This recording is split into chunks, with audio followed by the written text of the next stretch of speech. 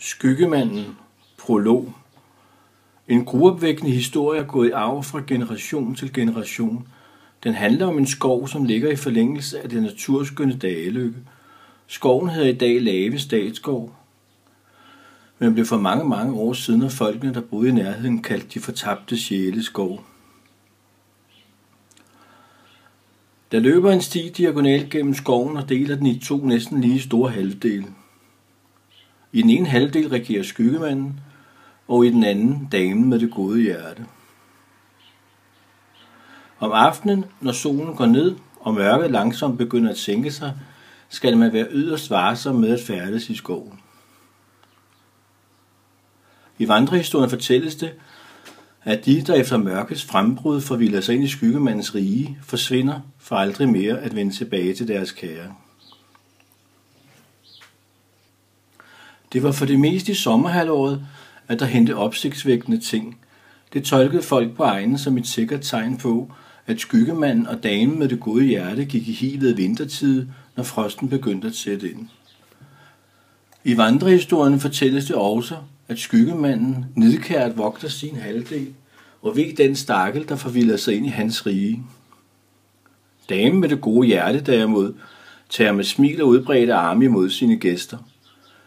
Rygterne vil vide, at de, som har været så heldige at have været i nærkontakt med hende, er vendt tilbage stærkere og med nyt mod på livet. Skyggemanden hader damen med det gode hjerte, og har ved flere lejligheder forsøgt at bemægtige sig hendes halvdel, så han kan sprede sin ondskab og skabe mørke overalt i skoven. Men det er hver gang mislykket, for damen med det gode hjerte er ikke sådan at bide skære med.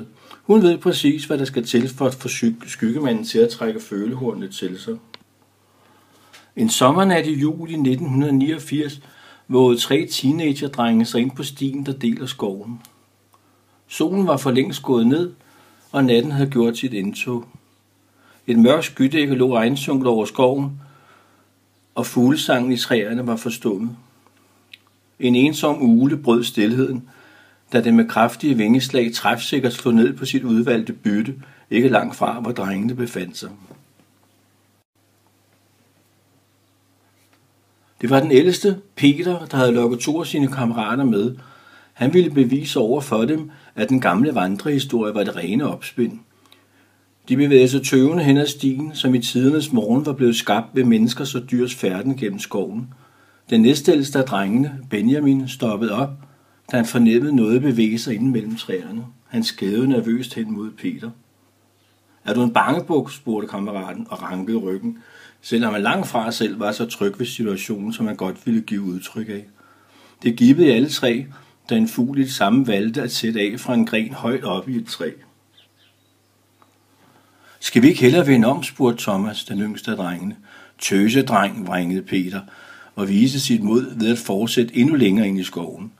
Thomas og Benjamin valgte i første omgang at blive stående, men begyndte så langsomt at følge efter. En ukendt lyd et sted inden for buskaget fik dem til at stoppe op, som var det på kommando. De rynkede på næsen, da de med et opfang en stram lugt, som langsomt sivede ud inden for mørket mellem træerne. Hvad er det for en lugt? Spurgte Benjamin nervøst og tændte sin medbragte stavlygte.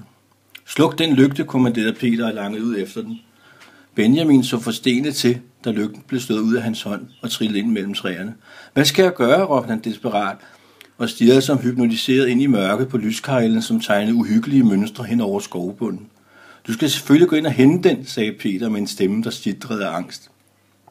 Det tør jeg ikke. Benjamin begyndte at græde. Stanken tog til i styrke. Det føltes som om et ukendt væsen langsomt rykkede tættere på stedet, hvor de stod.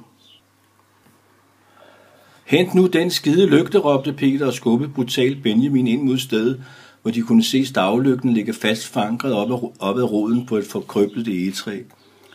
Thomas havde under forløbet forholdt sig afventende og klogeligt holdt sig i baggrunden. Nu trådte han frem og stillede sig hen ved siden af Peter.